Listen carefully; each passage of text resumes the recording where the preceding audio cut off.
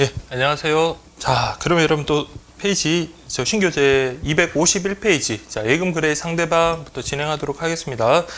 자, 그러면 우리 예금 성립과 관련해서 우리가 지금껏 공부를 했고, 그리고 우리 그 예금 거래 기본 약관도 공부를 했습니다. 그럼 예금 거래 상대방. 그러면 우리가 예금 거래 상대방이라는 것은 여러분 실제적으로 예금주, 그러니까 어떤 사람이랑 우리가 예금을 할 수 있을까? 그러니까 일반적으로 당연히 사람, 즉 자연인과 거래를 해야 되겠죠. 그래서 우리 예금 거래의 상대방은 자연인, 일반적으로 우리가 아는 사람이라고 그렇게 보시면 되고, 그리고 또 하나가 있는데 그게 바로 여러분들 법인이다. 그래서 우리 이 두 개에 대해서 공부를 할 거예요. 자, 그럼 보시겠습니다. 자, 자연인과의 거래, 권리 의무의 주체로서의 자연인이라고 되는데, 사람은 살아있는 동안 권리 의무의 주체가 된다, 그렇게 되어 있네요. 그렇죠. 죽은 사람과 예금 거래를 할 수는 없겠죠. 그리고 태어나지 않은 사람과도 예금 거래를 할 수가 없습니다. 그래서 우리 민법 제3조에서는 권리 능력이라는 말을 써요. 그래서 우리 민법에서, 자, 그는 권리 능력. 권리 능력이라는 것은 다른 게 아니라, 자, 권리와 의무의 주체가 될 수 있는 자격이나 지위를 우리가 권리 능력이라고 그러거든요. 그래서 우리 민법에서 인정하고 있는 권리 능력은 뭐다? 자연인과 법인이 있습니다. 그래서 권리 능력이 있어야지, 자, 어떤 권리를 취득할 수가 있고, 당연히 예금 거래도 할 수가 있는 거예요. 그리고 권리 능력은 언제? 자연인은 살아있는 동안.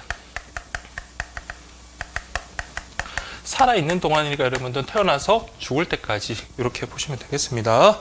그래서 따라서 개인과 예금 거래를 하면서 있어서 특별한 제한이 없는 것이 원칙이다. 다만 예금의 종류에 따라 뭐 가입자의 어떤 자격에 제한이 있다라는 거, 뭐 어떤 특정한 연령을 우리 제한하는 뭐 주니어 예금 관련되는 것들이라든지 뭐 그런 것들, 뭐 이런 가입자의 어떤 자격이 제한되어 있는 경우지, 원칙적으로 일반적으로는, 자, 살아있는 자연이면 살아있는 사람이면 누구나 예금 거래를 할 수가 있습니다.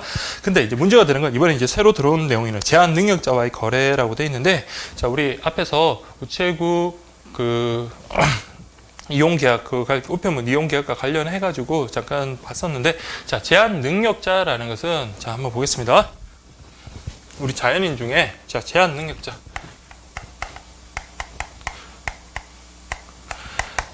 제한 능력자라는 것은 말 그대로, 자, 우리 행위 능력과 관련되는 거거든요. 행위 능력이라는 것은 원칙적으로 단독으로 유효하게 법률 행위를 할 수 있는 능력을 우리가 행위 능력이라고 하는데, 이 제한 능력자들은, 자, 단독으로 유효하게 법률 행위를 할 수가 없습니다. 대표적인 게 여러분들, 자, 미성년자, 그다음 피성년 후견인, 그리고 피한정 후견인. 예, 이렇게 구분을 하시면 되겠습니다.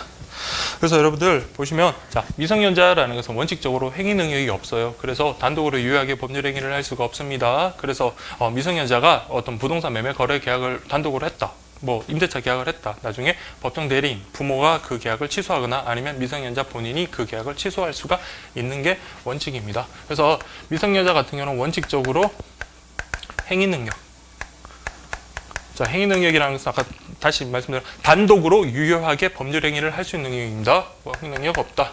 그래서 뭘 해라? 법정 대리인의 동의 또는 대리를 필요로 한다, 이렇게 보시면 되고, 자, 피성년 후견인이라는 것은 우리 그냥 정신적 어떤 능력이 지속적으로 결여되어 있는 사람. 그래서 여러분들 꼭 꽂고 다니시는 분들 있잖아요. 그러니까 잠깐 일시적으로 어떤 정신적 능력이 제약이 있는 게 아니라 지속적으로 정신적 능력이 결여된 자를 우리가 피성년 후견인을 하는데, 단순히 정신적으로 그런 결여됐다는 게 뿐만 아니라 뭐 가정법원에서 피성년 후견인이라는 선고를 받은 경우입니다. 자, 피성년 후견인도 원칙적으로, 자, 행위 능력은 없습니다. 다만 예외적으로 그냥 이런 것만 쓸게요. 그냥 일상용품 구매,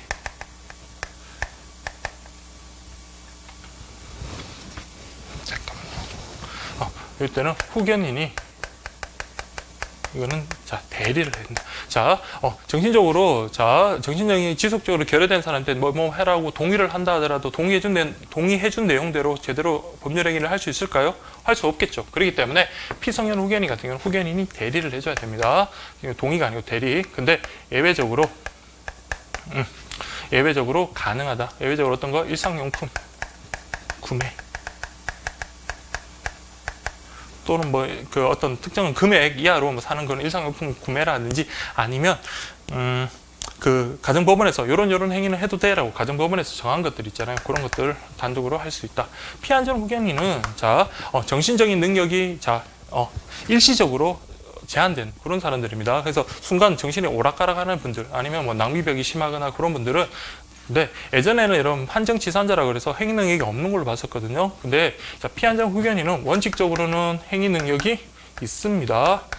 그래서 단독으로 유효하게 행위를 할 수 있습니다. 그러나 예외적으로 자 우리 가정법원에서 요런 행위만은 뭐다? 후견인의 동의를 얻도록 예외적으로 동의를 얻도록 하라고 가정법원에서 정해준 것들 그런 것들 그렇게 정할 수가 있다라는 거. 그래서 여러분들 제한능력자 요런 3개 정도만 보시면 될 것 같아요. 그래서 내용을 한번 볼게요. 자, 미성년자나 만 19세 미만의 자로서 원칙적으로는 행위 능력이 없다. 그래서 법정 대리인의 동의를 얻어서 직접 법률 행위를 하거나 아니면 법정 대리인이 대리할 수 있다. 그래서 만약에 동의 없이 했다, 그럼 나중에 뭐 할 수 있다? 자, 이런 사람들의 어떤 동의나 대리를 얻어야 되는데 단독으로 했다, 그럼 뭘 할 수 있다? 그렇죠. 취소할 수 있다. 무효가 아닙니다. 취소할 수 있다. 다음, 피성년 후견이나 질병장애, 노령 등의 사유로 정신적인 제약으로 사무를 처리할 능력이 뭐다? 요금 체크만 지속적으로 결여되어서 성년 후견 개시의 심판을 받은 자라서 원칙적으로는 행위 능력이 없습니다. 원칙적으로는 행위 능력이 없다. 따라서 법정 대리인 후견인은 피성년 후견인을 봐봐요. 동의는 없잖아요. 대리하여 법률 행위를 할 수 있다. 이때는 동의 대리지만 여기는 동의되지만 대리할 수 있다. 대리할 수 있다. 다만 가정법원이 정한 범위 또는 일상생활에 필요하고 대가가 과도하지 않은 범위는 취소할 수 없다. 이런 거는 저희가 가정법원에서 정한 거라든지 일상용품 구매 대가가 과도하지 않은 이런 경우는 뭐다? 단독으로 할 수 있기 때문에 이때는 단독으로 했다 하더라도 취소할 수 없다라는 그런 의미입니다. 그 다음에 여러분 보실게 피한정 후견인이나 질병장애, 노령 등의 사유로 정신적인 제약으로 사무를 처리할 능력이 부족입니다. 아까는 지속적으로 겨려고 이건 부족하여 한정 후견 개시 심판을 받은 자라서 원칙적으로는 행위 능력이 있습니다. 원칙적으로는 행위 능력이 있다라는 거 그렇게 보시면 돼요. 다만 가정법원이 범위 정하여 동의를 유보할 수 있는 바 그래서 가정법이 정한 이 경우에만 뭐가 필요하다? 동의가 필요하다. 예외적으로 가정법원이 이런 행위에 대해서는 너 동의 받아라고 할 때만 동의가 필요하다라고 그렇게 보시면 돼요. 그래서 이때 가정법원에서 야 이런 행위 할 때 동의 받아라 했는데 동의를 안 받고 단독을 했다. 그럼 뭐 할 수 있다? 취소할 수 있다. 그렇게 보시면 되겠습니다. 그렇게 보시면 되고요. 그래서 금융기관이 피성년 후견인과 예금계약을 체결하거나 법정 대리인이 동의 없이 미성년자 또는 피한정 후견인과 예금계약을 맺은 경우 법정 대리인이 예금계약을 취소한다 할지라도 원금을 반환하면 족하기 때문에 큰 문제는 없다라고 그렇게 되어 있네요. 그래서 요 같은 경우 우리 우편 계약과 요거는 좀 구분하셔야 돼요. 우편 이용 계약은 우리가 미성년자 이 사람이 우편 계약, 이용 계약을 체결했다 하더라도 나 미성년자 부모님께 동의를 받지 않았어요. 그래서 이 우편 계약 취소할래요? 할 수 있었다 없었다? 없었다라고 했습니다. 물론 이제 다른 법률적인 문제로 인한 어떤 취소는 가능하지만 제한 능력자라는 이유만으로 그리고 동의를 얻지 않았다. 그 이유만으로는 우편 이용 계약을 취소할 수 없습니다. 취소할 수는 없습니다. 다만 근데 예금기 이용 계약과 관련해 가지고는 여러분 원칙적으로 동의를 받아야 됩니다. 그래서 받지 않으면 취소하면 되는데 근데 큰 문제는 없겠죠. 왜? 취소하더라도 금융기관에서 큰 손해를 껴요. 자, 입금 계약을 했다 하더라도 돈을 금융기관이 없던 거 물건을 사고 팔고 한 그런 게 아니잖아요. 미성년자한테 돈을 받은 걸 나중에 돌려주는 문제이기 때문에 비록 뭐 취소하더라도 금융기관에 큰 손해는 없다. 우편 이용 계약과 다르게 그렇게 보시면 되겠습니다. 다만 제일 마지막 줄에 보시면 이들이 그냥 굵은글씨로 했는데 이들이 용돈, 학비 등을 가지고 예금을 하는 경우는 전혀 문제가 없다. 자, 이거 보시면 예외가 있거든요.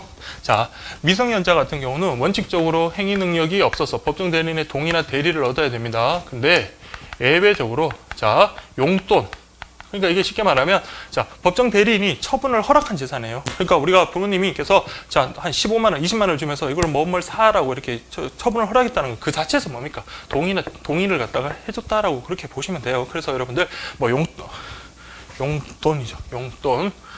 학비 써라, 학원비 써라, 이런 것들은 처분을 허락한 재산이기 때문에 이 자체에서, 물론 용도를 다르게, 책을 사라고 준 돈을 다른 노트북을 산다든지 컴퓨터를 산다든지 그런 식으로 하더라도, 어떤 범위에 상관없는 그 사용 금액의 범위에 대해서 허락을 해줬기 때문에 그 용도가 처음에 허락해준 용도와 다르더라도 큰 문제는 없습니다. 어쨌든 이거는, 용돈, 학비 이런 걸 가지고는 단독으로 할 수 있기 때문에 이거는 취소할 수 없다라는 겁니다. 그래서 여러분들 이들이 용돈, 학비 등을 가지고 예금을 하는 경우는 전혀 문제가 없다. 근데 문제가 되는 건 당좌 예금 거래는 어음수표의 지급 사무를 위임하는 계약이므로 제한 능력자 단독 거래는 허용되지 아니한다. 우리 지난 시간에 봤던 것처럼 당좌 예금 거래 같은 경우는 어떤 겁니다. 어음이나 수표의 지급 처리를 목적으로 하는 사무로서 금전 소비 임치 계약과 위임 계약의 혼합 계약이다. 특히 위임 계약과 관련해서 선량한 관리자의 주의 의무를 필요로 한다라고 그렇게 정리했습니다. 또 미성년자가 어음 당좌 거래는 할 수 없습니다. 이때는 단독으로 할 수 없다는 까지 그렇게 보시면 됩니다. 그래서 제한 능력자의 단독 거래는 허용되지 않는다. 이때는 뭐 제한 능력자의 단독 거래는 허용되지 아니한다. 왜? 위임 사무의 성질이 있기 때문에 그렇게 보시면 되고, 그 다음에 여러분 보실 게 대리인과의 거래거든요. 자, 대리인과의 거래, 대리제도. 그러니까 우리 일상생활에서 우리 본인이 직접 어떤 계약을 체결해야 되겠지만 본인이 다 할 수 없는 경우도 많잖아요. 그래서 여러분들, 자, 우리가 둔 게 대리인 제도를 두고 있다. 대리라는 것은 뭐냐면, 자, 갑이라는 사람이 본인이고 을이라는 사람이 상대방이다라고 했을 때, 자, 갑이 원래는 을과 직접 계약을 체결해야 되지만 갑이 그런 계약을 체결하기가 좀 힘든 그런 상황이다. 아니면 좀 전문가적인 사람한테 맡길 수도 있는 거고. 그래서 그 사람을 병이라는 대리인을 선임했다. 그러면 이 개념만 보시면 돼요. 그래서 계약 체결은 누가 한다? 대리인하고 이 상대방이 계약을 체결합니다. 근데 이때 어떻게 체결하냐면 자기 이름으로 체결하는 게 아니라 본인의 이름으로 계약을 체결합니다. 그래서 여기 병은 그냥 갑의 대리인 병이다라고 표시만 할 뿐 본인의 이름으로 계약을 체결하고 그 법적 효과도 누구한테 미친다? 요 갑에게 미치는 겁니다. 그래서 여러분들 이 법적 효과는 이렇게 법적 효과는 갑과 을 사이에 이렇게 법적 효과가 나타난다. 그렇게 보시면 돼요. 계약 체결은 을과 변경하지만 계약 체결할 때도 누구의 이름으로? 본인의 이름으로 계약을 체결하고 법적 효과도 우리 본인과 상대방에게 계약 효과가 미친다. 그렇게 보시면 됩니다. 그래서 보시면 대리란 타인이 본인의 이름으로 법률 행위하거나 의사표시를 수령하면서 그 법률 효과가 누구에게? 직접 본인에게 미치는 제도다라고 그렇게 보시면 되고, 그 대리에는 크게 두 가지가 있습니다. 임의 대리. 임의 대리라는 것은 그냥 아무런 관련 없는 사람한테 대리권을 수여하고 이런 대리권 뭐 수여하는 그런 계약을 체결하는 경우고, 법정 대리 같은 경우는 우리 아까 보시면 법정 대리 대표적인 게 우리 부모님들이 있잖아요. 미성년자의 법정 대리인은 부모님, 이렇게 법으로 규정한 대리인입니다. 그게 이제 뭐 부모님뿐만 아니라 우리 유언 같은 것도 유언 집행자라든지 상속재산 관리인이라든지 이런 사람들도 다 법정 대리인에 해당됩니다. 그다음 대리인과의 거래 시 유의할 사항은, 자, 당연히 뭐 유의할 때 어떻게 하면 될까요? 예금 거래 같은 거 할 때도 대리인이라고 칭한 자가 그 사람이 진정한 대리인지 정당한 대리권을 가진지 주의 깊게 확인을 해야 되겠죠. 그렇지 않으면 이중으로 지급해야 될 그런 위험을 부담하기 때문에 그런 것들 신경 써야 된다. 그렇게 보시면 되겠고, 그래서 임의 대리 같은 경우는, 자, 정당한 대리권이 있는지 그 대리인의 어떤 뭐 주민등록증 이런 것들을 확인하면서 꼼꼼하게 체크를 해야 되겠고, 법정 대리인 같은 경우도, 자, 여기 보시면 확인 뭐 서류 관련했는데 이건 뭐 그렇게 어려운 건 아니에요. 그래서 여러분 보시면 미성년자 같은 경우는, 자, 대리인이 친권자, 즉 아버지 어머니가 될 수도 있겠고, 또 다른 뭐 아버지 어머니가 친권을 상실했다. 그러면 어때요? 다른 뭐 가족분들이나 아는 다른 제3자인 후견인이 대리인이 될 수가 있다. 그런 걸 뭘로? 가족관계 등록부로 확인할 수가 있다라는 거. 그다음 피성년 후견인이랑 피안전 후견인 같은 경우는, 자, 후견인. 그래서 우리 보시면 후견 등기부에 보면 이 사람이 진정한 후견인이구나라는 걸 우리가 확인할 수 있습니다. 그다음 부재자인 경우, 자, 부재자라는 건 뭡니까? 그러니까 살았는지 죽었는지,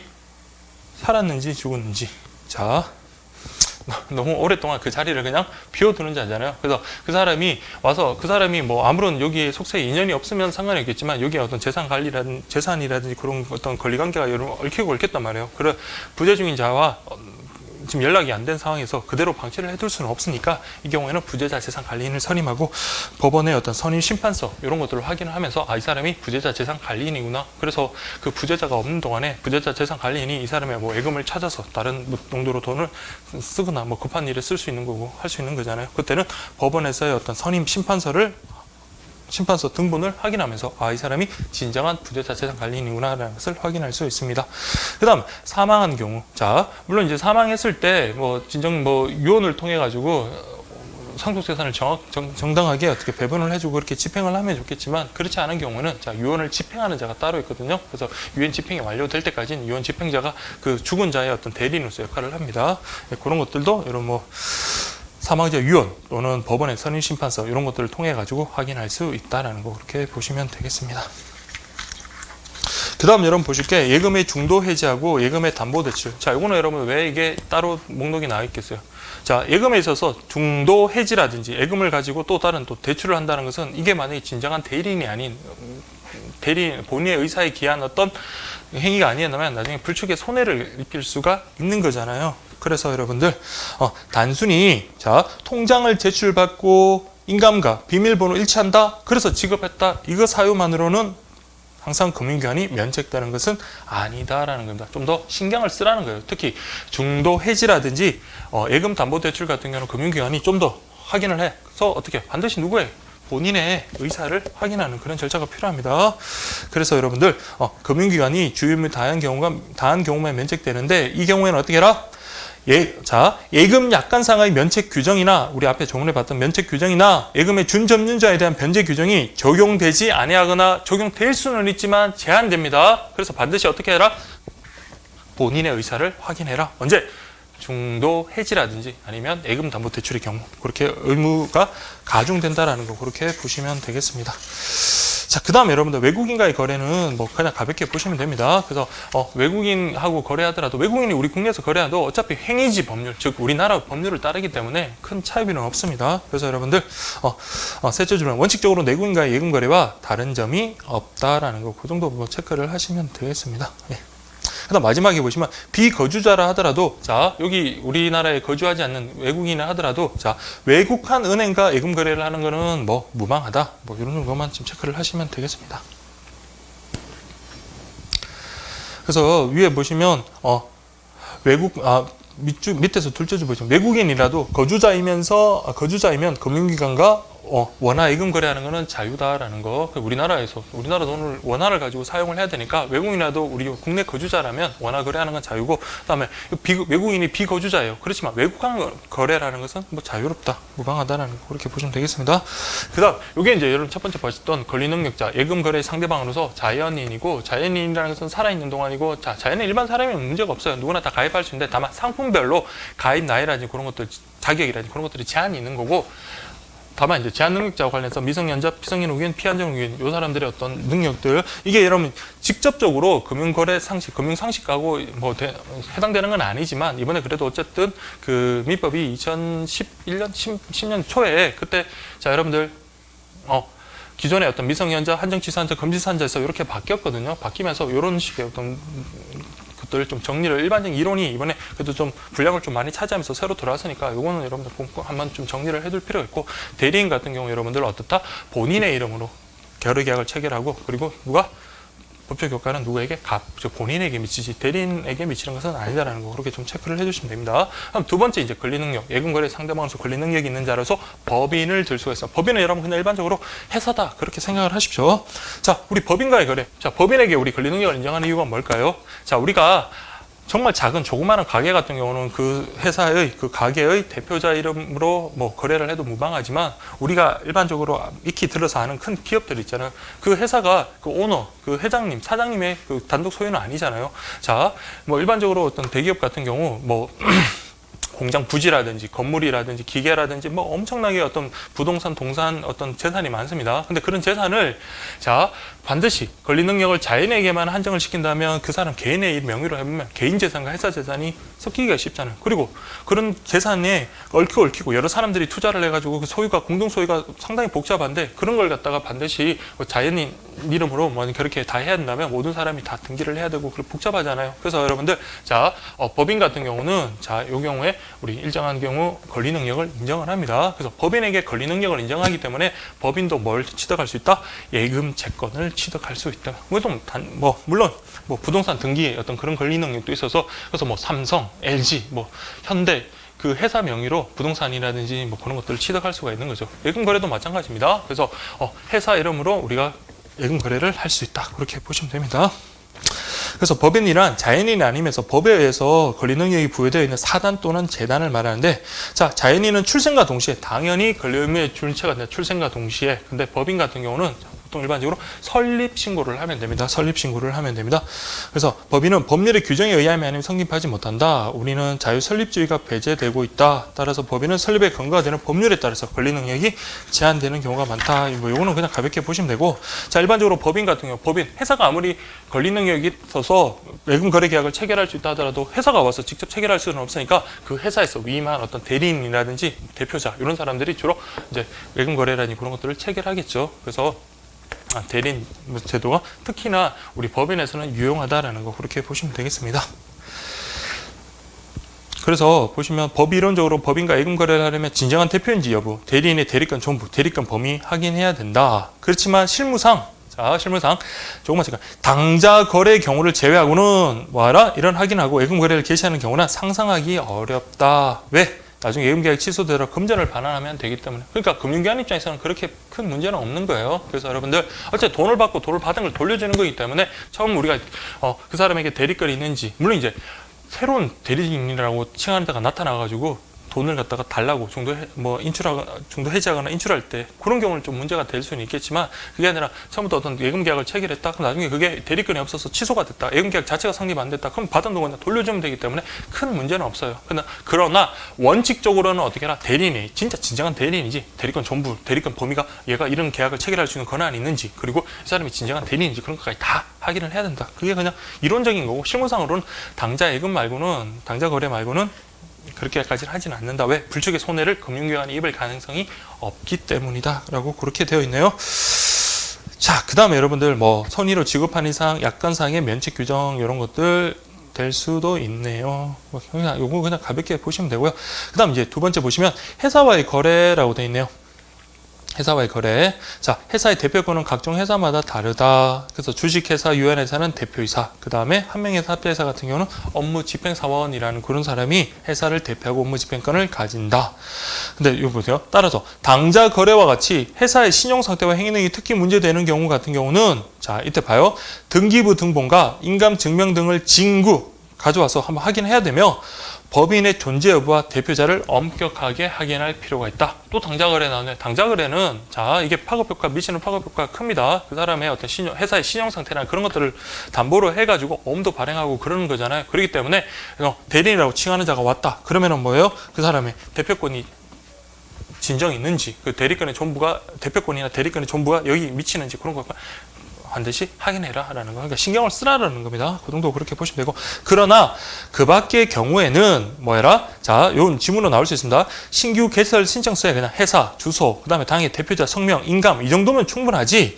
자, 체크할게요. 등기부 등본이나 인감 증명서에 의해서 확인할 필요는 없다라는 거. 왜? 이렇게 안 하더라도 나중에 뭐 잘못된다 하더라도 금융기관이 그렇게 큰 손해를 볼 일은 없기 때문입니다. 예, 그렇게 보시면 됩니다. 나아가 거래 명의를 대표권자로 하지 않아야하고 땡땡회사 경리부장 홍길동 뭐 이런 식으로 하여도 무방하다는 겁니다. 그래서 여러분들 그냥 법인에 있어서 우리 보통 보시면 우리 S그룹 같은데, S그룹이라든지 뭐 H그룹 이런 쪽은 회장님이 직접 거래를 할까요? 그렇지는 않겠죠. 회장이 하는 게 아니라 그 자금 담당 어떤 부장이라든지 이사 뭐 그런 사람들의 명의로부터 거래를 할 겁니다. 그렇기 때문에 이 경우는 반드시 대표권을 가진 대표이사가 할 필요는 없다라는 거 그렇게 확인을 해주시면 되겠습니다. 예, 그래서 뭐 땡땡회사 경리부장 땡땡땡인데, 근데 이건 체크하시면 그러나 땡땡회사 땡땡땡 그건 안 된다라는 겁니다. 그래서 직책을 갖다가 그러니까 써두면 그 직책에서 이렇게 써두면 보세요. 거래하는 사람이 땡땡 주식회사 홍길동 이런 식으로 된 거랑 땡땡 주식회사 과장 무슨 뭐 영업과장이라고 할게요. 영업과장 땡땡땡 이렇게 된 거 어느 게 바람직하다? 요게 바람직하다라는 겁니다. 이렇게 되면 이 예금은, 자, 이거 그 회사랑 그 부서에서 또 위치를 갖다가 명의를 회사랑 그 직책을 갖다가 이렇게 쓰는 이유는 뭘까요? 요 그 돈 자금의 거래가 회사 돈이다, 회사 거래구나라는 걸 알 수 있는데, 근데 땡땡 회사의 홍길동이다 이렇게 되면, 자, 이게 회사 돈인지 아니면 개인 거래인지, 자, 이걸 구분하기가 좀 명확하지 않다라는 그런 의미에서 이렇게 거래를 해라라는 게 이게 바람직하다 그렇게 보시면 되겠습니다. 네, 그 다음에 보시면 이제 공동대표이사 제도 보시면 되겠습니다. 자, 공동대표이사 제도. 우리 일반적으로 대표이사는 한 회사에 한 명이 있습니다. 그 대표이사 같은 경우는 그 회사를 대표하는 자고 그리고 막강한 권한, 업무 집행권 같은 막강한 권한이 있는데 자 여러분들 보시면 공동 대표이사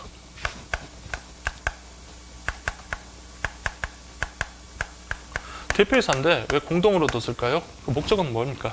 그냥 그냥 신중한 판단을 하라는 겁니다. 그래서 어떤 중요한 결정을 함에 있어가지고 대표이사 단독으로 하기보다는 자 공동의 대표이사 A, B, C가 있다면 이 사람이 중지를 모아가지고 결정을 하면 신중한 판단을 할 수도 있겠고 그 다음 한 사람의 어떤 독단적인 경영으로 인한 어떤 폐해를 방지할 수도 있겠죠. 그래서 공동 대표이사를 둔 취지는 그러한 것이다. 그렇게 일단 이해를 하시고 근데 문제 시험에 나올 만한 문제가 되는 거는 자 그렇게 보시면 그 등기사항이다라고 되어 있는데 이거 여러분 상법에 나오는 건데 자 공동대표이사 제도를 채택하고 있다. 자 우리 A 기업, 갑기업이라고 할게요. 자 갑기업이 공동대표이사 제도를 채택하고 있다. 그러면 자 우리 집이라든지 땅 이런 쪽에도 우리가 등기를 하지만 우리 회사도 등기, 회사도 등기를 지금 작성을 해야 되거든요. 그때 공동대표이사가 됐다. 그러면 요거는 이런 뭐다? 등기사항이 등기를 합니다. 그럼 등기를 해야지 이걸 주장을 할 수가 있는 겁니다. 대항할 수가 있는 건데 자 어쨌든 간에 자 등기를 했다라는 것은 상대방 입장에서는 언제든지 등기를 열람할 수 있기 때문에 상대방 쪽에서는 거래를 하고 나중에 나 A라는 대표이사랑 거래했는데 왜 이게 나중에 문제가 됐지? 보니까 이게 공동 대표이사인 거예요. 그럼 내가 A라는 정당한 근원을 가진 대표이사와 거래를 했다 하더라도 자기가 어떤 그 계약 내용대의 어떤 법적 효력을 주장할 수가 없습니다. 왜 그렇습니까? 여기는 등기사항이기 때문에 등기사항이라는 것은 자 언제든지 열람이 가능하잖아요. 그래서 요거는 악의로 추정된다라는 거, 알고 있다라는 게 추정되는 겁니다. 그래서 이런 거래를 할 때는 등기 같은 거 보고 이게 공동 대표이사 제도를 운영하고 있구나. 그러면 A뿐만 아니라 A, B, C 모든 사람의 어떤 그 합의를 받아야 되는 거다. 그렇게 해야지 안전하게 거래를 할 수가 있고 그 법적 효력을 주장할 수 있구나라는 그런 말입니다. 그래서 여러분들 보시면 자 페이지 255페이지 보시면 제37조에 의해서 제3자이가 의제된다. 제3자이가 의제 알고 있다. 그렇다면 금융기관이 공동 대표이사 중 어느 1인가 예금 거래를 한 경우에도 악의로 되는 것인가 라고 되어 있네요. 근데 요거는 좀 체크를 할게요. 근데 금융기관은 예금 거래 시에 법인 등기부 등본 요때는 진구한다 진구하지 않는다? 진구하지 아니한답니다. 그래서 법인 등기부 등본 가져와 이렇게 안 하는 거예요. 그래서 따라서 금융기관이 자 선의인 이상 표현 대표이사 규정에 의해서 유효를 주장할 수 있다. 아시겠죠? 주장할 수 있다.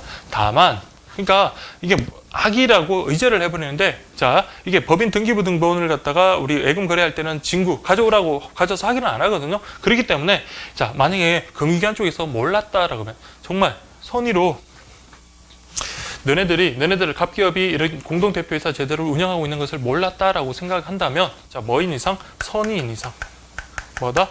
표현 대표이사. 그 표현 대표이사라는 것은 뭐냐면 실제적인 어떤 대리권은 있지만 대리권의 범위를 벗어나거나 하여튼 어쨌든 간에 그 진정한 대표이사가 아니다. 그러니까 대표이사는 맞는데 대표이사는 아닌데 여기처럼 자 권한을 넘었다. 권한을 넘은 경우인데 나는 그 권한을 넘었는지 몰랐다. 그 선의 이 경우에는 표현 대표이사라고 그렇게 주장을 해가지고 받아들여지면 이거는 유효한 계약이 인정되는 겁니다. 유효한 법률 계약이 된다라는 거 그렇게 보시면 되겠습니다.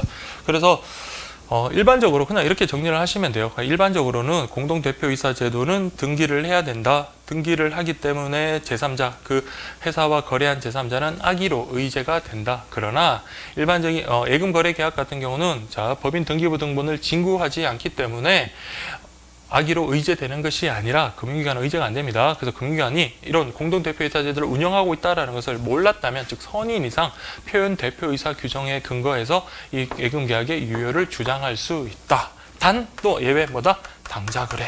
그렇죠. 당자거래는 이거 적용 안 됩니다. 그렇게만 정리를 하시면 되겠습니다. 그래서 당자거래 같은 경우는 표현 대표이사 규정 적용될 여지가 없다라고 되어 있네요. 왜? 이때는 꼼꼼하게 확인해야 된다 그랬잖아요. 그래서 법인 등기부 등본을 진구하도록 되어 있기 때문에 그렇습니다. 예, 그렇게 보시면 되겠습니다.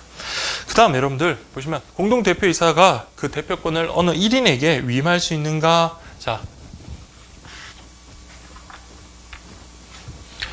자, B하고 C가 야 너 A 보고 자 우리 공동대표이사인데 너가 그냥 모든 거 위임해서 일임할 수 있는가? 자, 이거는 그냥 보시면 돼요.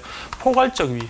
그러니까 모든 일을 이제 너 혼자 알아서 해라는 포괄적 위임과 자 이번 사안에 대해서는 자 A 당신이 알아서 처리하시오라고 하는 개별적인 자 일반적으로 그냥 결론만 보죠. 포괄적 위임은 안 되고 개별적 위임은 된다 그렇게 보시면 돼요. 그래서 어떤 특정 사안에 대해서 이렇게 개별적 위임을 한다는 것은 이것 자체가 또 뭡니다. 하나의 합의가 될 수 있는 거잖아요. 그래서 개별적 위임은 되는데 포괄적 위임 모든 일에 대해서 너가 알아서라고 하는 것은 뭡니까? 공동대표이사 제도를 둔 취지 있잖아요. 이거 신중한 판단을 하고 그다음에 어떤 독단적인 어떤 그 권한 남용 그런 것들을 방지하려고 하는 건데 그걸 갖다 취지를 몰각시키기 때문에 공동대표이사 제도에서 개별적 위임은 가능해도 포괄적 위임은 허용되지 아니한다라고 그렇게 보시면 되겠습니다. 예, 그렇게 보시고요. 그다음 뭐 외국 회사와의 거래는 그냥 가볍게 그냥 보시면 되고 학교 법인과의 거래도 그냥 자 학교 법인 같은 경우는 자 회계가 여러분들 자 학교에 속하는 회계하고 법인에 속하는 회계가 있습니다. 그럼 학교에 속한 다음에 법인 그 재단 있잖아요. 그래서 회계가 있으면 그냥 여러분 이렇게 보시면 돼요. 학교장이 학교에 속하는 그 회계와 관련해 가지고는 그 학교장이 그 명의로 예금할 수 있다. 그렇게만 좀 정리하시면 됩니다. 그래서 학교에 속하는 회계 같은 경우는 학교장이 정권을 위임할 수 있다. 그러니까 권한이 그쪽이 그 학교장의 명의로 예금을 할 수 있다. 그렇게만 정리를 할게요. 예, 학교장이 고유한 권한을 가지고 있기 때문에 학교장 명의로 예금할 수 있다. 그렇게만 정리를 하시면 되겠습니다. 그 다음 여러분들 페이지 256페이지 보시면 국가 지방자치단체와의 거래는 무슨 관계다? 자, 사법관계다. 그렇게 보시면 되겠습니다. 네, 사법관계. 그래서 국고금 같은 경우는 한국은행에다가 예탁을 하지만 다만 일반 은행에서 수납은 가능하다. 일반 은행에서 수납은 가능하다. 그래서 보통 보시면 국가하고 지방자치단체 예금 거래할 때는 예금주 명의는 그냥 공공단체로 이렇게 하지만 그렇죠. 명의는 공공단체, 뭐 대구시 아니면 뭐 동대문구 이런 식으로 지방자치단체 이름으로 하지만은 담당하는 사람은 이렇게요. 그 담당하는 직원이 있잖아요. 그 사람이 이제 실질적으로 거래를 담당한다. 출납 같은 그런 걸 입출금 이런 거래를 담당한다. 가볍게 보시면 될 것 같아요. 자, 그다음 이제 보셔야 될 게 자, 법인격 없는 단체와의 거래라고 되어 있네요. 자, 우리 보시면 우리 권리능력 있는 자들이 자연인, 법인 그렇게 되어 있는데 자 법인 이건 지금 일반적인 회사를 말한 거고 지금은 우리 권리 능력 없는 재단이나 사단에 대해서 한번 보겠습니다. 자,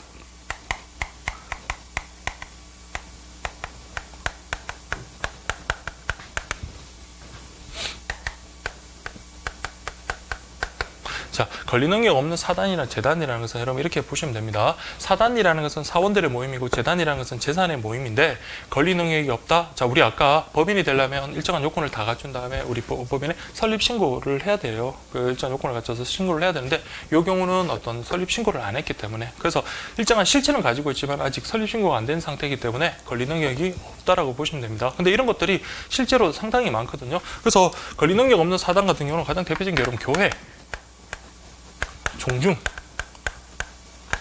뭐 아파트,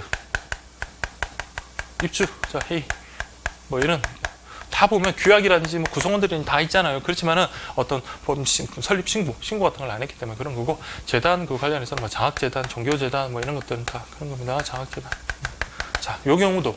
근데 이걸 갖다 왜 인정을 해줘야 되냐면, 여러분들, 자, 우리 교회 존중, 재산이 어마어마하잖아요. 그러니까 이런 사람들 입장에서도 자, 어쨌다? 예금 거래가 가능할 수 있어야 될 거 아니에요. 그렇죠? 그렇다고 한 대표자 개인의 명의로 했다가 나중에 또 문제가 생길 수도 있고, 우리 많은 소송 중에 요즘에 교회 관련되는 분쟁이 참 많다라고 하잖아요. 그리고 종중도 요즘에 땅이 개발되고 그러다 보니까 그 어떤 그 보상금이라든지 그런 것과 관련해서 어떤 종중원들의 어떤 기속 여부의 다툼이 많이 일어나고 있고, 그다음 뭐 아파트 입주자이 이것도 요즘에 비리 같은 거 그런 것들 좀 많이 일어나고 있는데, 어쨌든 그게 단독 명의로, 만약에 아파트 입주자 대표회의자 회의에서 대표자 단독 명의로 그 관련된 통장을 개설해버리고 그것을 거래를 다 했다라고 했을 때 물론 그렇게 할 수도 있죠. 그렇게 할 수도 있긴 한데, 아무래도 그렇게 하다 보면 어떤 개인이 착복할 가능성도 많고 좀 문제가 생길 수 있거든요. 그러면은 다른 방법이 있을까? 자, 이런 권리 능력이 없기 때문에 이렇게 그 단체 명의로 이렇게 할 수 있을까? 이게 이제 의문이 생기는 거예요. 그래서 여러분들, 자, 한번 살펴보도록 하겠습니다. 자, 예, 법인격 없는 사단 같은 경우는 자 보시면 법인격 없는 사단이란 아파트 입주자 대표회의, 학교, 교회, 종중, 동문회, 노동조합 등 자 보시면 법인으로서 실체는 가지고 있지만 아직 주무관청의 허가를 받지 않아 가지고 설립 신고를 안 한 거예요. 그래서 법인격을 취득하지 않은 단체를 말하며 자 우리 민법에서는 뭐 총유라고 본다. 이건 좀 이따가 설명을 하겠습니다. 그래서 여러분들 법인격 없는 사단과 거래할 때 자 보시면 부가가치법에 의한 고유 번호를 부여받았다. 이 경우는 뭐 하면 된다? 자, 그 대표자와 예금 거래를 한다. 이거는 자, 아직 단체가 안 되기 때문에 자, 우리 주무관청의 허가를 받아서 설립 신고가 안 되는 상태이기 때문에 이건 대표자와 거래를 하면 된다. 그래서 요즘 이것 때문에 문제가 좀 많이 생겨. 대표자와 거래한다. 이렇게 보시면 되고. 근데 대표자하고 거래했다도 이 사람 명의의 어떤 통장 예금이 됐다도 이 사람 겁니까? 그건 아니고 누구 어떻게 된다? 자, 이거는 총유 적으로 기속한다라는 거 그렇게 좀 일단 한번 봐두겠습니다. 총유적으로 기속한다.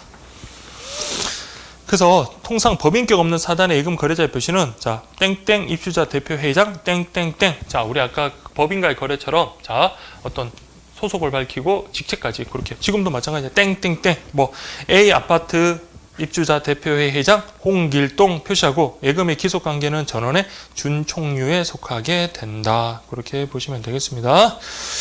그러나 고유번호를 부여받지 못한 경우는 자 어떻게 한다? 대표자 개인의 성명, 주민등록번호에서 거래를 하되 단체명을 부여할 수는 있지만 이와 같이 개설된 예금은 개인 예금으로 처리되기 때문에 자 설명을 잘 해줘라. 나중에 분쟁이 생길 수 있다. 그래서 고유번호를 부여받았다. 그러면 자 대표자와 거래를 하고 대표자 단독 소유가 아니라 이것은 총유 또는 준총유적으로 기속한다라고 그렇게 보시면 되겠습니다. 그 다음 여러분 보실게 법인격 없는 재단이라는 것은 자 장학재단이랑 종교재단 같이 민법상 재단법인의 실체는 즉 일정한 목적에서 재산의 집단이지만 아직까지 뭐다 법인격을 취득하지 못한 것을 말한다. 그렇게 보시면 됩니다. 근데 우리 법인격 없는 재단이라는 거는 자 보시면 되면 자 사단이 있다. 사단이라는 것은 여러분 사원, 구성원들이 있는 거거든요. 이때는 자, 총유가 되는데 이건 재산의 모임이기 때문에 재산의 집합이기 때문에 여기는 구성원이 없어요. 그렇기 때문에 이것은 총유를 적용할 수도 없고 그 다음에 조합이면 나중에 합유예요. 합유. 근데 조합도 아니기 때문에 여기서는 어떤 기속관계의 뭐다? 준총유나 준합유의 관계가 될 수는 없다라는 건데 그래서 이 경우에는 자 이론상 법인격 없는 재단에 대해서는 등기에 관한 사항을 빼고는 재단 법인에 관한 사항을 유추 적용할 수 있다. 왜? 얘는 아직 등기를 못했기 때문에 그렇습니다. 그렇기 때문에 등기에 관한 사항을 빼고 그냥 바로 적용을 할 수 없고 그냥 일반적인 재단 법인에 관한 사항을 적용하자라는 겁니다. 그래서 뭐다? 대표자와 관리자의 예금 거래를 할 수밖에 없다라는 거. 자, 이것도 마찬가지. 자, 이거는 대표자와 거래를 한다라고 그렇게 대표자와 거래를 한다. 근데 중요한 거는 뭐 준총유, 준합유 아니다라는 겁니다. 준총유, 준합유는 아니다. 그렇게 보시면 되고 그 다음 이제 세 번째로 보셔야 될 게 조합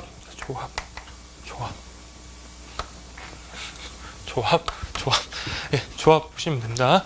자, 조합 같은 경우는 여러분들 자 그냥 2명 이상이 서로 출자해서 어떤 공동 사업 목적으로 어떤 사업을 영위하는 걸 우리가 조합이라고 한다할게요. 자, A, B, C. 우리 그냥 쉽게 말하면 동업한다라고 생각을 할게요. 자, 너 1억, 너 5천, 너 건물 이런 거 제공하든지 어쨌든 3명이서 의기투합해가지고 어떤 회사를 차리기로 했습니다. 그래서 이게 바로 여러분들 조합입니다. 조합. 근데 조합 같은 경우도 여러분들 보시면 아시겠지만 조합 같은 경우는 자 원칙적으로 자 무슨 조합 이건 물론 회사를 설립하면 회사 이름으로 할 수 있겠지만 그런 회사가 아니라 그냥 조합 단계에 머물렀다. 조합 계약을 체결했다라고 했을 때는 이 경우에는 자 예금 거래를 어떻게 할 수 있습니까? 조합 명의로 할 수는 없습니다. 그렇기 때문에 조합 같은 경우는 그냥 2인 이상 공동 출자할게요. 2인 이상 공동 출자. 자, 요거는 뭐다? 조합은 전원의 명의. 요게 원칙입니다. 조합원이 전원의 명의로 거래를 합니다. 물론 이제 업무 대표 사원이라고 해가지고 그 사람을 통해 가지고 한번 거래할 때마다 조합원이 지금 3명이니까 괜찮은데 50명, 100명이면 예금 계약 체결할 때, 예금 계약을 찾을 때 다 같이 가는 거예요. 그럼 불가능하잖아요. 그래서 업무 집행 조합원을 둘 수는 있지만 원칙적으로는 뭐다? 조합원 전원이 이름으로 하는 것이 원칙이지만 각 조합의 위임을 받은 조합 대표자와 거래할 수는 있다. 그래서 이때는 뭐다? 땡땡 조합, 조합장, 땡땡땡 그렇게 조합장 그렇게 보시면 되고 그다음에 이 예금의 기속 관계는 준합유다라고 되어 있네요. 준합유. 여러분들 소유권 관련해 가지고 그 기속 관계일 때는 합유, 총유 이렇게 나고 소유권 이외의 어떤 재산과 관련해서는 준자가 붙입니다. 그냥 준자 넣고 안 넣고 그렇게 중요한 건 아니니까 자, 요거 어쨌든 여기는 합유다라는 거 그렇게 보시면 됩니다. 그러면 정리 한번 해볼게요. 자, 우리 권리 능력 없는 사단이라는 것은 대표적인 게 아파트 입주자 대표회의, 종중, 교회 뭐 그런 것들이 있습니다. 그런 것들은 자, 고유 번호를 부여받았으면 뭐다? 대표자와 거래를 해야 되고 대표자와 거래를 하지만 그것이 대표자가 단독 소유로 되는 것이 아니라 누구? 구성원들에게 총유적으로 기속한다. 그렇게 보시면 되고 그다음 장학재단이랑 종교재단 같은 경우 장학재단 뭐 종교재단도 마찬가지 장학재단, 종교재단 같은 경우는 권리 능력 없는 재단이란다. 근데 여기는 대표자와 거래할 수밖에 없지만은 자 여기는 구성원이었기 때문에 총유 관계도 아니고 그리고 조합도 아니기 때문에 합유 관계도 없다. 그래서 이 경우는 요걸 적용할 수는 없다라는 거. 그래서 대표자와 그냥 거래를 할 수밖에 없다. 그다음 조합 같은 경우는 이 이상이 공동으로 출자해서 공동 사업을 목적으로 하는데 자 이때는 원칙적으로 뭐다? 조합은 전원의 이름으로 전원의 명의로 거래를 할 수밖에 없고 요거는 합유로 재산 관계가 기속된다라고 그렇게 보시면 됩니다. 일단 여러분들 이 총유라든지 합유 그다음 이런 것들만 좀 체크를 하시고 네, 그렇게 좀 체크를 하시고 그러면 이제 총유가 뭐고 합유가 뭐고 이런 것들 한번 그냥 가볍게 한번 살펴볼게요. 그래서 여러분들 자 우리 공동 소유에는 공유가 있고 총유가 있고 합유가 있습니다. 자 그냥 가볍게 한번 보겠습니다. 이거 뭐 법학 수업도 아니고 자 공유라는 것은 자 지분 그러니까 공동소 가장 대표적인 그러니까 우리 어떤 아파트에 대해서 자 아들 삼형제가 모두 지분이 3분의 1씩 3분의 1, 3분의 1씩 있는다. 그러면 자 지분이 있습니다. 지분이 있고 그다음에 자유롭게 처분이 가능하다. 지분을 자유롭게 처분이 가능하다. 그렇게 이해하시면 됩니다. 그래서 내가 돈이 급해가지고 형들이랑 같이 공유하고 있는 어떤 아파트에 대해서 내가 그 지분을 다른 사람이 팔고 그러면 그 지분을 산 3명이 이제 그 지분을 산 새로운 사람이 등장해서 3명이 그 아파트를 공유하고 있는 거죠. 그러니까 지분이 있고 자유롭게 처분할 수 있다. 총유 같은 경우는 지분이 없습니다. 당연히 자유롭게 지분도 없는데 처분할 수 당연히 없겠죠. 그래서 여러분들 보시면 교회 여러분들 교인들 물론 저희가 막 현금을 내고 11조 그런 것을 해서 교회 재산을 키웠다 하지만 내가 거기에 대해서 지분을 주장할 수는 없습니다. 교회 재산에 대해서 지분을 주장할 수가 없어요. 다만 뭘 할 수 있다? 교회 시설을 사용 수익 그러니까 이용할 수 있다. 그러니까 수익은 아니고 이용할 수 있다라는 거 그렇게 보시면 된다. 그래서 다만 그 총유 재산을 이용할 수 있다, 사용할 수 있다 그런 정도고 지분은 없다라는 거 그렇게 보시면 그래서 이건 총유 아시겠죠? 그러니까 은행 교회에서 여러분들 예금 거래를 막 10억, 100억을 했다 하더라도 나는 거기에 대해서 지분은 하나도 없습니다. 왜? 지분권 자체가 없기 때문에. 반면에 합유 같은 경우는 자 이거 보시면 1억 5천 건물 이랬다. 건물이 만약에 1억짜리다라고 했을 때 요 비율적으로 지분이 있겠죠. 그래서 합유 같은 경우는 여러분들 자 지분 있습니다. 근데 이거 자유롭게 처분은 안 되지만 그러나 자 나머지 그 합유자들의 동의를 얻으면 처분은 가능합니다. 왜 그러냐면 자 공유는 누가 들어와도 상관이 없어요. 근데 합유 같은 경우는 아까 2인 이상이 출자해서 공동사업을 목적으로 하는 건데 이 사람이 자유롭게 지분을 팔고 나오면 처음에 목적됐던 바가 일이 제대로 수행이 안 될 거 아니에요. 그래서 지분을 팔 때 가급적이면 기존에 있던 사람들이 우선 팔도록 나머지 A, B, C가 있으면 C가 지분을 팔 때 B 쪽으로 A, B나 그 사람들이 팔도록 하고 아니면 그런 자금을 그 지분을 살 여력이 없다. 그럼 제3자를 끌어들여야겠다. 그러면 나머지 사람들의 동의를 받아야 돼요. 그러니까 나머지 조합원들의 동의를 얻으면 처분할 수 있다. 그래서 자유롭게 처분할 수는 없다라는 게 바로 합유입니다. 그렇게 이해를 하시면 이해되시죠? 그래서 그렇게 해서 총유, 합유, 공유 이런 식으로 구분을 하시고 권리 능력 없는 사단 여러분 수험적으로는 그냥 권리 능력 없는 사단은 총유 또는 준총유고 그다음 조합 같은 경우는 전원의 명의로 원래 계약을 체결해야 되지만 결국 기속 관계는 뭡니까? 합유다, 준합유다. 그렇게만 이해를 하시면 되겠습니다. 그 다음 보실 게, 예금의 지급입니다. 자, 예금의 지급. 법정 성질이라고 되는데 여러분들 자 일단 돈을 달라라고 통지 그러니까 의사의 통지하고 변제라는 거 그렇게 좀 보시면 돼요. 그래서 예금 채무는 의사의 통지와 변제로서 예금 채무는 소멸한다. 돈을 달라라고 이렇게 통지를 하면 그 다음에 변제해주면 이제 예금 계약은 끝나는 거죠. 근데 꼭 변제가 아니라도 어떤 뭐 아까처럼 소멸시효가 완성된 거 그걸 갖다 주장해도 예금 계약은 끝날 수 있습니다. 예, 소멸시효 완성. 그 다음에 상계. 돈을 달라고 했더니 야 너 나한테 우리가 줄 게 있어 그거 까자라고 했을 때 상계 처리도 당연히 소멸될 수 있는 거고 그 다음에 예금의 지급 장소 여러분 좀 보셔야 돼요. 일반적으로 여러분들 예금이 아니라 일반적인 우리 채권 지명 채권과 관련해 가지고는 어디서 돈을 갖다가 갚습니까?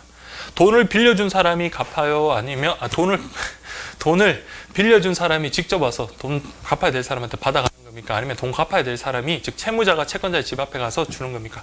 일반적으로는 여러분들 뭡니까?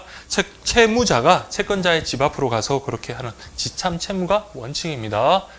돈을 지참해가지고 갑니다. 근데 우리 예금 계약과 관련해서는 어떻습니까? 채무자가 누구예요?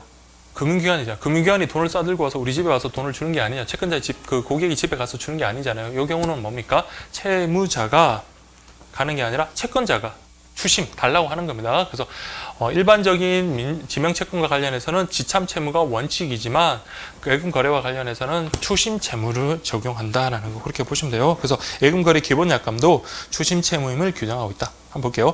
지명채권은 원칙적으로 채무자가 채권자의 주소지에서 변제하는 지참 채무가 원칙이다. 그러나 예금 채권은 추심 채무다. 즉 뭐다? 금융기관에 가서 즉 채권자가 채무자한테 가서 받는 겁니다.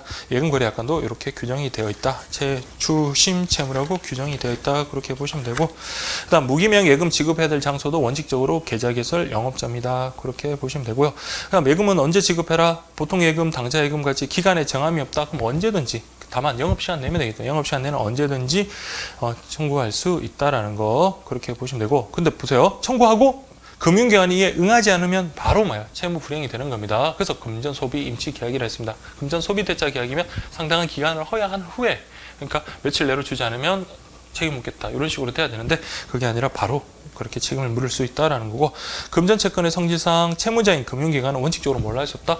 불가항력을 주장할 수 없다. 이게 말이에요. 무슨 말이냐면 물론 금융기관이 돈이 한 푼도 없어 돈 달라는 걸 갖다 우리 줄 수 없기는 하겠죠. 근데 금전이라는 건 성질상 예, 불가항력이라는 물론 돈이 없어서 못 주는 걸 말고 불가항력이라는 건 뭡니까? 어떤 그 매매 거래를 했는데 그 물건이 파손되거나 예약을 했던 물건이 파손됐어요. 그러면 이제 더 이상 줄 수 이 세상에 존재하지 않는 거잖아요. 근데 금전채권 같은 경우는 꼭 그 물건이 아니어도 되잖아요. 그 같은 어떤 동종, 동량, 동질 그런 것들 그러니까 예금을 주면 되는 거니까 그래서 이걸 불가항력 때문에 줄 수 없다 이런 거는 주장할 수 없다라는 겁니다. 예, 그렇게 보시면 되고 그 다음에 우리 정기예금 같이 기한에 정함이 있는 예금은 약정한 지급길에 지급을 해야 하지만 기한에 정함이 있는 예금도 무슨 채무다? 추심 채무. 그래서 뭐다? 금융기관에 와서 가져가야 됩니다. 네. 그래서 예금 기일이 도래하고 예금주의 청구가 있는 때에만 세금 불이행으로 인한 책임을 진다. 그래서 예금 기일이 딱 도래했다고 직접 기일이 끝났으니까 갖다 줘야지 그게 아닙니다. 그래서 예금 기일이 끝나고 난 다음에 예금주가 청구했는데 그때 안 주면 뭐가 되는 거야? 채무 불이행이 된다라는 그 말입니다. 네, 그렇게 보시면 되겠습니다. 그 다음에 여러분들 보실 게 면책, 예금의 지급과 면책인데요. 그 면책이라는 것은 아까도 말씀드렸지만 책임을 면한다라는 거잖아요. 그래서 원칙적으로는 진정한 권리자, 예금주에게 그 금전을 지급을 하고 그래야 되고 그 진정한 권리자가 아닌 사람에게는 진정한 권리자가 아닌 사람에게 지급을 했다라면은 금융기관 쪽에서 책임을 져야 되겠죠. 그래서 진정한 예금주가 청구를 하면 다시 또 돈을 줘야 됩니다. 근데 그렇게 하다 보면 어떤 문제가 생겨요? 일일이 다 확인을 해야 되는 거잖아요. 매번 물 때마다 그거 대조 다 하고 필적 감정까지 다 하고 그렇게 해야 되니까 그렇게 신속한 거래에 있어서 그거는 좀 불가능한 일이고 그래서 일정한 경우 그러니까 어느 정도의 최선을 다했다면 우리 금융기관에서 면책을 하도록 하자. 그거 이제 우리 공부를 하는 겁니다. 자, 면책의 근거 관련해서 예금채권은 원칙적으로 지명채권이고 진정한 예금주에게 변제한 때만 채무를 면하게 되는 게 원칙이다. 그러나 이거 할 때마다 하면은 면밀히 조사해야 되는 그런 문제점이 있다. 그쵸? 그래서 요런 경우에는 뭘 해주겠다? 면책하는 것으로 규정하고 있다. 그 경우 어떤 경우다? 자, 밑에 글루머시 되어 있죠. 금융기관이 자, 채권자의 준점유자에 대한 변제, 용수정 소지자에 대한 변제, 그 다음에 뭐 간섭이나 이금거래 약간의 면책. 그러니까 일반적으로 이렇게 법률의 규정이라든지 관습에 따라서 이런 경우는 면책되는 걸로 인정이 된다면 면책해주겠다라는 겁니다. 다만 CD 양도성 예금 정서 같은 경우는 어떻다? 그냥 그 정권의 진정한 소유자인지 안 묻습니다. 그래서 정권 소유자, 지급 그 점유자 가지고 있는 사람에게 돈을 냈다가 지급했다라고 하면 나중에 정당한 권한이 있는 사람에서 왜 그 사람한테 줘서 따지더라도 그건 금융기관은 당연히 면책되는 겁니다. 그래서 양도성 예금 정서는 그 정권의 점유자에게 지급하면 그 소진이 정당한 권리자인지 여부에 관계없이 금융기관은 면책된다. 그렇게 좀 봐두시면 되겠습니다. 네, 그렇게 보시고요. 그 다음에 이제 한번 구체적으로 단체 도대체 자 채권의 준점유자에 대한 변제가 뭔지 한번 보겠습니다. 그래서 채권의 준점유자에 대한 변제는 자 변제자가 선의 가실이 없는 때에는 그 효력이 있다라는 거네요. 그래서 채권의 준점유자 실제 채권을 가지고 있는 자는 아니지만 외관상 채권을 가지고 있는 사람처럼 보이는 자에 대해서 자 금융기관이 선의 무과실로 그것을 지급을 했다. 그러면 뭘 해주겠다? 면책을 시켜주겠다라는 그런 말입니다. 그래서 보시면 채권의 준점유자란 거래에 갖는 상 진정한 채권자라고 믿게 할 만한 외관을 갖춘 자이며 예금 거래에서는 보통 예금 통장 소지하고 비밀번호 제대로 밝히고 그런 사람들은 뭐다? 채권의 준점유자로 보는 겁니다. 예, 아시죠? 그렇게 보시면. 그래서 금융기관이 이러한 예금 채권의 준점유자에 대해서 선의 무과실로 예금을 지급했다. 그럼 설령 그 사람이 진정한 권리자가 아니더라도 자 면책된 것으로 보겠다. 그렇게 되겠네요. 그래서 우리 약관상에 면책 규정도 있는데 이렇게 되어 있어요. 예금 통장 증서를 소지하고 또 인감 또는 서명이 일치하고 비밀번호 일치하고 선의 무과실. 아시죠? 그래서 보시면 예금 통장이나 증서 소지했다. 그 다음에 비밀번호, 인감, 서면 다음에 그런 것들이 일치했다. 그리고 금융기관이 선의 무과실이면 면책된 것으로 우리 약관상에는 규정되어 있다.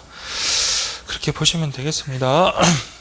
그래서 면책 요건과 관련해 가지고 자 첫 번째 채권의 준점유자에 대한 변제, 두 번째는 인감 또는 서명이 일치할 것, 세 번째는 비밀번호 일치할 것, 금융기관이 선의 무과실일 것. 자, 이게 아까 봤던 면책 요건입니다. 그래서 채권의 준점유자, 아까 채권의 준점유자가 예금 통장이라든지 증서를 가지고 있는 자 하나, 그 다음에 요거 체크할게요. 표현 상속인이라든지 아니면 전부 채권자 또는 추심 채권자 같은 경우는 뭘 한다? 예금 통장이나 그런 거 없더라도 자, 금융기관이 선의 무과실이면 면책된다라는 거 그렇게 좀 체크를 할게요.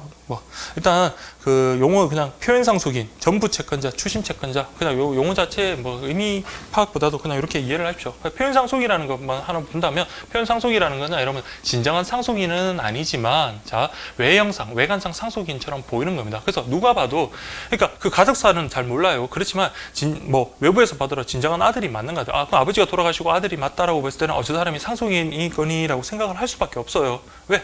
가족관계 등록번호 있는 데서 상속인은 됐으니까. 근데 알고 보니까 그 사람이 상속 포기를 한 사람이나 아니면 상속 결격 사유가 있는 그런 사람이다. 그럼 실제로 상속권은 없는 사람이에요. 근데 외형상으로 외관상으로 봤을 땐 진정한 상속인처럼 보일 때 우리가 표현 상속인을 합니다. 근데 그 중요한 거는 일단 표현 상속인이라든지 전부 채권자라든지 아니면 추심 채권자 같은 경우는 자, 통장이라든지 정서를 소지하고 하지 않더라도 우리 채권의 준점유자에 대한 변제에 유효할 수 있다는 겁니다. 즉 금융기관이 선의 무과실이면 됩니다.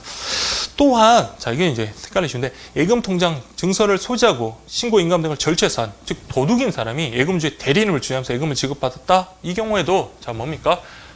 채권자 준점유자에서 우리 선이면 지급이 유효하게 되는 겁니다. 그러면 그 잃어버린 사람이 그 진정한 예금주가 이 사람한테 그냥 책임을 물어야지 금융기관은 책임이 없다라는 겁니다. 이게 절취했는지 아닌지 어떻게 알 겁니까? 그래서 어쨌든 외관을 신뢰하고 체결을 하고 주의 업무를 다 했다면 그 금융기관에서는 면책이 된다. 아무리 도둑질하는 사람이 있다 하더라도. 자, 그렇게 보시면 되고, 그 다음 인감 또는 서명이 일치할 것이라고 되어 있는데, 아까 인감 같은 경우는 여러분 좀 꼼꼼하게 봐야 되고, 서명 같은 경우는 그냥 실물 경력이 없는 금융기관 종사자라도 그냥 외연상 그냥 전체 유사하다 정도 보면 되고, 인감 같은 경우는 숙련된 그 어떤 종사자가 충분히 대조를 다 해야 됩니다. 네, 그렇게 보시면 되겠습니다. 그래서 인감 대조, 그렇다고 인감 대조를 필적 감정까지 할 필요는 없고 그냥 숙련된 그 직원이 그냥 좀 꼼꼼하게 체크하면 충분한 대조를 다 하면 된다. 그렇게 보시면 되겠습니다. 예, 그렇게 보시면 될 것 같아요. 그 다음 페이지, 여러분 260페이지 보시면 당연히 비밀번호 일치하고 금융기관이 선의 무과실을 했다라고 되어 있네요. 그럼 선의, 일반적으로 우리 법학에서 선의라는 것은 모르는 걸 말합니다. 모르고 한 짓입니다. 근데 우리 이때는 진정한 어떤 예금주의 어떤 권리 보호하고 어떤 균형상 어때요? 선의라는 건 단순히 모르는 것만으로 부족하고 좀 적극적으로 저 사람이 권한이 있음을 믿었어야 돼요. 그러니까 그 차이 있다는 거. 그래서 여러분 보시면 선이란 채권의 준점유자에게 변제 수령의 권한이 없음을 알지 못하는 것만으로는 부족하며 적극적으로 채권의 준점유자에게 수령 권한이 있다고 믿었어야 한다라고 그렇게 되어 있습니다. 예, 그렇게 보시면 되고 마지막에 보시면 봐봐요. 근데 금융기관이 예금에 대해서 지금 막 분쟁이 발생하고 있다는 사실을 알거나 아니면 경영권 분쟁이 있다라는 사실을 알면서도 예금을 지급했다. 그러면 뭡니까? 이건 자기 자신의 어떤 선의 무과실을 주장하기는 힘들 겁니다. 그럴 때는 임시적으로 잠깐 보류를 해놨다가 그 최종 어떤 결정 권한이 났을 때 그 진정한 예금주의라는 것을 확인하고 난 다음에 해야지. 한참 거기서 분쟁이 일어나고 있는데 그 대리인하고 취하자 와가지고 돈을 찾아간다고 했을 때 그냥 아무 무턱대고 주면 금융기관으로서 면책되기가 힘들 겁니다. 예, 그렇게 보시면 되고 그 다음에 유의사항과 관련해가지고 한번 보시면 보여. 정당한 예금주에 의한 청구인지 여부라고 되어 있는데 자 보시면 예금주 본인에게만 지급하겠다는 특약이 있어요. 그냥 일반적인 게 아니라 자, 이거 절대 나 대리인이나 이런 사람 안 쓸 테니까 출력 그런 대리인이 있다 하더라도 반드시 나의 의사를 확인해라는 특약이 있으면 당연히 뭐예요? 그 본인에게 의사 확인을 해야 되겠죠. 그래서 그런 의사 확인을 안 하고 인감이나 비밀번호가 일치한다 할지라도 금융기관은 뭡니까? 면책될 수 없다. 당연한 거죠. 그렇게 보시면 되고. 다음 예금 청구소가 정정됐다. 그럼 여러분들 예금 청구소 우리 요즘에는 예금 청구소 물론 이제 수시 입출금 같은 경우는 예금 청구소를 쓰지 않고 뭐 인출을 그냥 하는데 어쨌든 예금 청구소를 썼는데 그게 잘못 썼어요. 그러면 여러분들 자 이걸 갖다 지웠다. 그래가지고 여러분들 뭐 명의라든지 그런 거 이름이라든지 금액이라든지 이런 거 바꿔가지고 금액을 변경하는 경우겠죠. 금액을 바꿔가지고 새로 청구를 했을 경우에 자 이때는 어떻게 해라? 주의 의무가 가중됩니다. 그래서 우리 예금 청구서 같은 경우는 여러분들 잘못 썼으면 새로 새로 쓰거나 그런 경우가 많거든요. 그럼 기존에 어떤 사람이 쓰던 걸 갖다가 누가 가져다가 거기다가 뭐 숫자 바꿔가지고 그렇게 할 수도 있는 거잖아요. 그래서 이런 위험성이 있기 때문에 반드시 어떻게 해라? 정정인을 받든가 알겠죠? 그래서 확인 정정인 도장을 받든가 아니면 새로 작성할 수 있도록 그렇게 해야 되겠지. 이 경우에 그냥 무턱대고 그냥 밑줄 긋고 그냥 썼다고 그 받아다가 예금 인출해줬다. 그럼 금융기관으로서는 그 면책되기가 어렵다라는 그런 말입니다. 네. 다음에 기한부 예금의 중도 해지. 자, 기한이 있는 예금입니다. 근데 중도 안에 해지를 하겠다라고 그럽니다. 근데 아까 기한부 예금 같은 경우는 기한의 이익이 누구한테 있다고 했습니까? 금융기관에게 있다라고 했습니다. 그럼 기한의 이익을 중도 해지는 원칙적으로는 안 되지만 중도 해지를 인정하는 거는 뭐다? 금융기관이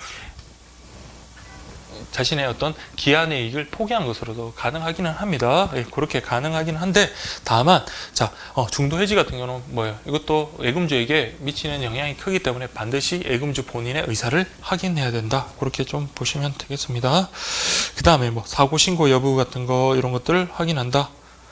폰뱅킹에 의한 자금 이체 신청 같은 경우 우리 판례 같은 경우는 자 우리 자금 이체 시 그때뿐만 아니라 우리 그 등록할 때 있잖아요. 그런 거 사정까지 다 고려하라라고 돼 있네요. 그래서 제가 아까 그 음영 처리 좀 해드렸는데 자금 이체 시의 사정만을 고려할 것이 아니라 뭐다 폰뱅킹을 등록할 당시 재반 사정을 모두 고려해가지고 자 우리 이때 과실 여부 이런 것들을 판단하겠다. 그냥 판례 정도 이렇게 정도만 보시면 되겠습니다. 예, 그렇게 보시면 되고 그리고 폰뱅킹 등록할 때 상대방이 거래 명의인의 주민등록 즉 소지 여부만으로는 어떤 그걸로 그냥 판단해서는 부족하고 주민등록증의 어떤 진정성 여부 확인뿐만 아니라 그에 부착된 사진과 실물도 대조해봐라. 거기 제일 마지막에 그렇게 나와 있네요.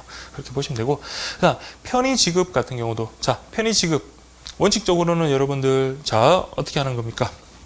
진정한 본인에 의해서 여러분들 지급을 하는 거잖아요. 근데 자 그러니까 일정한 절차를 거쳐야 됨에도 불구하고 뭐 좀 그런 절차를 갖다 생략하고 주는 경우 우리 편의 지급이라고 그러는데 이 경우에는 어땠다? 뭐 종업원이나 이런 사람한테 주면 안 되고 반드시 본인에 한해서만 편의 지급해야 되는 거예요. 그래서 이렇게 하지 않으면 면책되기 어렵다라는 거 그렇게 보시면 되겠습니다.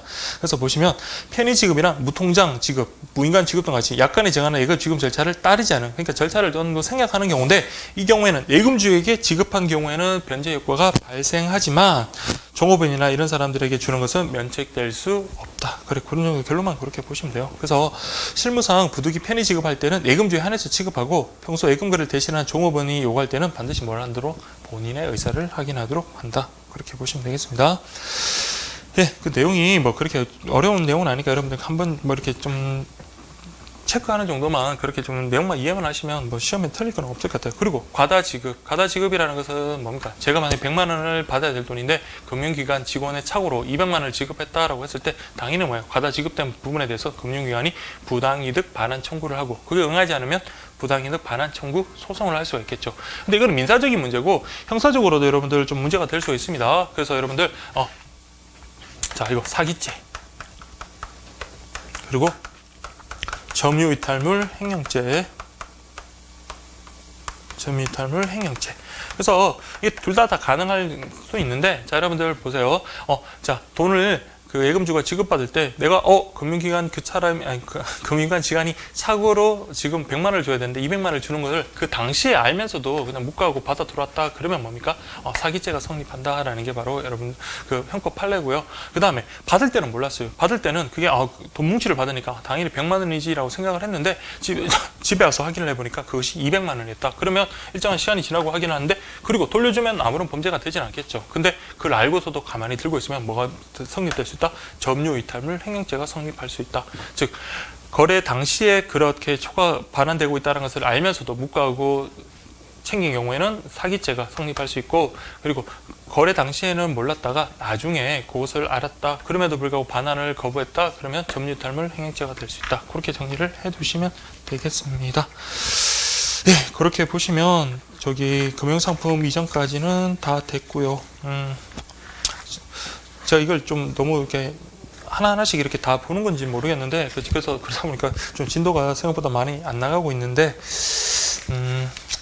뭐 어쨌든 뭐 여러분들이랑 뭐 같이 공부를 해야 되는 입장에서 시험이라는 게 뭐 꼼꼼하게 하면 할수록 좋을 것 같으니까 어쨌든 뭐 하나하나 좀 그렇게 좀 자세히 볼 수 있도록 그렇게 하겠습니다. 그래서 여러분들 지금 오늘 보신 거 보시면 오늘 수업한 거 그렇게 내용이 그렇게 양이 많지는 않을까요? 양이 많지는 않지만 근데 한 번 정도 이건 정리를 해두면 특히 이해를 위주로 정리를 해두면 이건 기억이 오래가는 그런 내용들이거든요. 그래서 이런 내용들은 좀 일찍 좀 정리를 해두시고 그다음 그 금융상품부터 이제 좀 머리를 좀 정리를 좀 많이 해야 되는 그런 부분인데, 저기 금융상품 요 부분과 관련해 가지고는 저기 교재를 보시면 여러분들 뭐 입출금이 자유로운 상품이니 뭐 그래가지고 그 각국 상품들이 있거든요. 그런 것들 여러분들 보실 때 내용들을 하나하나 물론 이제 여러분들 스스로 이렇게 보시는 것도 좋지만, 근데 실제 시험에 나오는 건 여러분들 상품 비교하는 겁니다. 그래서 여러분들 뭐 이런 상품의 특성을 갖다 다른 상품에다 같이 넣어가지고 그렇게 넣기도 하고 하니까 어쨌든 우리는 수험적으로 접근을 해야 되는 거니까 지금 계속 수업 시간에 사용하던 게 있는데 저기 금융상품 관련해가지고 여러분들 이게 좀 정리된 게 있거든요. 요거 좀 인터넷에 올려드릴 테니까 요걸 가지고 저희 여러분 수업에 임하시도록 하고, 어차피 여기 지금 기존의 내용은 조금 간략하게 했었는데 그냥 내용을 다 넣었어요. 다 넣으면서 그냥 음영처리라든지 빗금 그 밑줄 같은 거 그런 걸로 해가지고 그냥 강약을 조절했거든요. 그래서 여러분들 서로 상품을 비교하는 거 식으로 비교하면서 그렇게 좀 보시는 게 도움이 될 것 같아서 요거는 저기 말씀드려가지고 저 인터넷에 올려드리도록 하겠습니다.